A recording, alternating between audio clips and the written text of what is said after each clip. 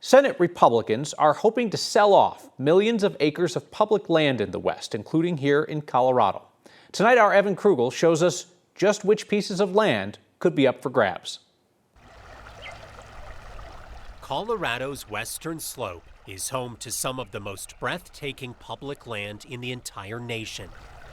But this ground could soon be for sale under a proposal from Senate Republicans. We're opening underused federal land to expand housing, support local development, and get Washington, D.C. out of the way of communities that are just trying to grow.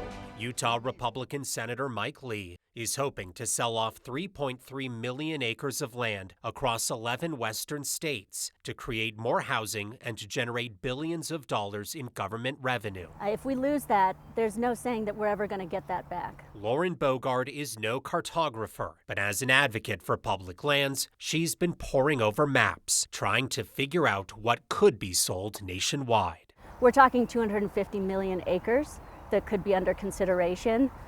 Right here in Colorado, that could amount to 14 million total acres of our public lands that could be on the chopping block. This map from the Wilderness Society shows what land could be included. The orange is 5 million acres of BLM land, and the green is 9 million acres of national forest, including land that backs up to Jay Fetcher's ranch near Steamboat Springs. We don't want mini castles all over the national forest. Jay says his cattle use public lands to graze on and says ranchers could lose their jobs if nearby land gets sold. They couldn't survive. That's just sad to me. And while it's unlikely we see a castle built at Hanging Lake, high-rise apartments next to Brainerd Lake, or waterfront mansions at Maroon Bells, the land next to all three does fit the criteria for potential sale. We're talking about a significant amount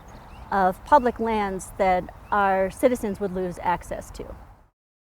Now, most of that eligible Colorado land does fall in Republican Representative Jeff Hurd's district. We reached out multiple times but did not hear back. We do know national parks, national monuments, and wilderness areas are off limit to this sale. But Kyle, it appears most BLM land and national forest land could be considered under this bill.